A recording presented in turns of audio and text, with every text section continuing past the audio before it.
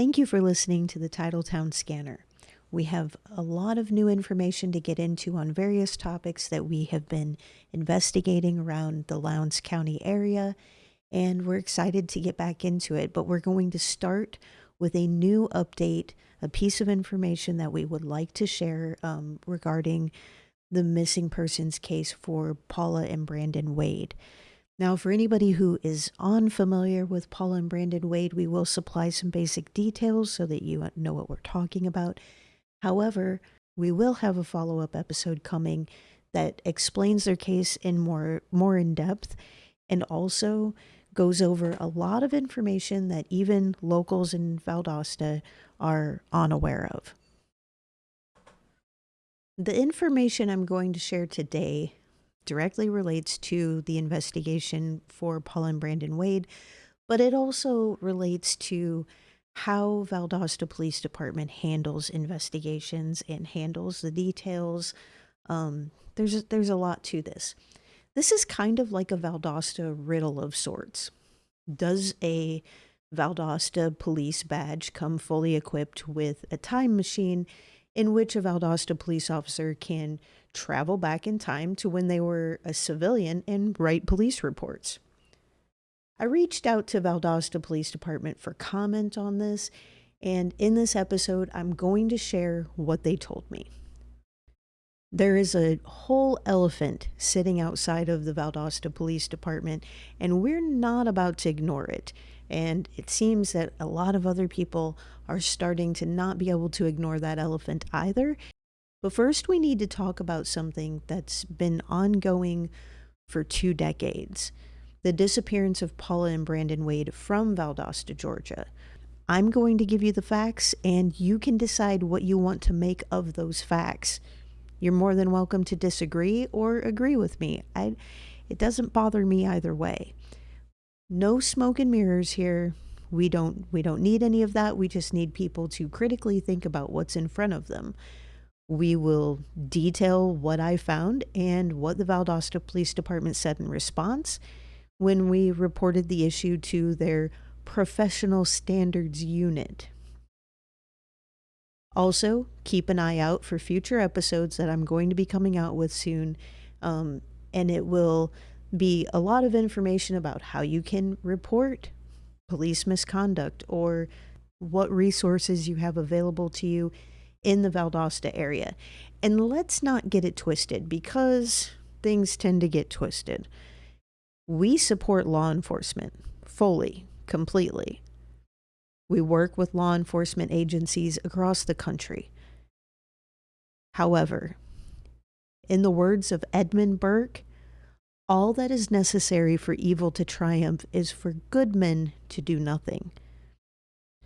Good cops do not support bad cops. Good cops do not sit back and watch their superiors bend, twist, and manipulate the public that they are called to serve. That's just not what good men do. So let's get into the facts.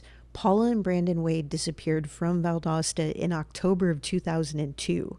They lived at the Commons Apartments, and there is a lot that has never been discussed about their case.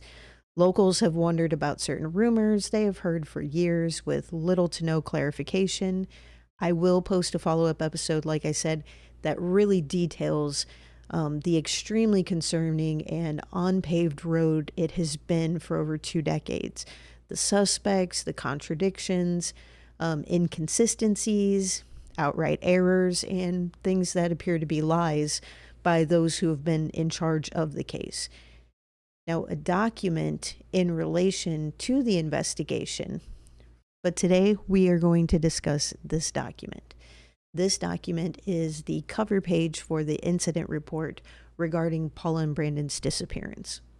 Now, 5 years into this entire circus, I have a decent photographic memory of the circus actors, where the elephants are hidden behind the curtain until showtime, and airing this episode is a bit odd for me. I typically do not air out details like we're airing out today. We like to keep sensitive information kind of close to us and not let that out. We like to let the main details out there into the public. that people really need to know in order to help find whoever we're looking for. However, sometimes things reach a boiling point, and this has, over time, reached a boiling point. Because normally, when mistakes are honest, I typically find a middle ground or can at least make logical sense of errors that are made by the police or investigators. But the problems in this case keep piling up. And unfortunately, there has been no middle ground. There has been no logical explanations. And VPD has been unwilling to look at these issues in the face and tackle them head on. But we'll get into that more in a different episode. This cover page for the incident report for Paula and Brandon Wade's disappearance, as you can see, if we go here to the bottom, you will see here at the bottom, we have the reporting officer that's listed here as Christopher Cruz, who is now a lieutenant, and the approving officer, Terry Hines. The problem? Well, neither of those officers were actually employed at VPD at the time. So, why are their names on a 2002 police report? Unless they had the ability to time travel after they got their badge and could go back in time and write that police report, they were not the responding or the approving officers. Well, I reached out to VPD to file a report with the Professional Standards Unit so that this could be looked into, and I spoke with Lieutenant Chris Cruz about the matter. First, he said he didn't know. A few minutes later, he was able to look into the matter in just a couple minutes' time, apparently. And before I proceed, I just want to say I do appreciate and respect that he did call back. That is not a courtesy you always get from the Valdosta Police Department, but he has always called back when I've had either a question or somehow needed to engage with him about something regarding the case. He has always called back. Now, sometimes when we have discussed the case, he has made many errors. I don't know if they were mistakes, if he was quoting things about the case that he just didn't remember at the time, but they were definitely erroneous. They were not true facts. So there's that, but he does call back, and I highly respect him for that. Now, he claimed that at the time that this cover sheet was created in their computer system, that they had digitized their records, and instead of inputting the information from the original cover sheet for the incident report, he said that he had to create this cover sheet and that he put his name as the reporting officer and that Terry Hines signed off on that as the approving officer. Despite neither one of them being at VPD or at the scene at the time, and in complete contradiction to what the alleged incident report would have detailed as far as what officers were actually present and reporting the details of what occurred when they were dispatched to Paula Wade's apartment, when it was discovered that Paula and Brandon were missing. In law enforcement and the medical field, the last thing any sane person wants to do is to put their name on someone else's report. You never know when that report might end up in court or used for other legal purposes. The cover page of this report also lists VPD's address for the location, but then notes in the same column that the location was a residence. So either this report was generated years after the incident, the report was not copied from the original, and details were fabricated, or something else has happened with this report, because the response given is not a logical response unless there was fabrication. Now, he admits that he did it and that he put it down, but the excuse as for why he did it does not make any sense whatsoever. If you are digitizing documents, errors will happen. I'm not saying that that's impossible. However, he said he created this document. Maybe the original, if there is an original, maybe the original cover sheet for the incident report didn't make it into their new digitized filing system. If you have to recreate a document for your digital system, you would want it to be identical to the original. All the information should be identical. Not doing all of the information in an identical fashion to the original report is falsification. And Cruz did claim that he would have been responsible for ensuring its accuracy and for filling this out. He admittedly claims that he did in fact put his name and Terry Hines rather than the actual responding officers. The question in all of this is why? And how often do they get away with doing things like this?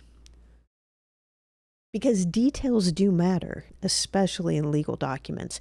Details matter a lot. And we work with a lot of law enforcement. So I have the privilege of being able to ask other police officers, even former police officers in the Valdosta area, does this make any sense? I also have the ability to speak with people in the legal community, attorneys and paralegals in the field, to ask them, how much sense does this make?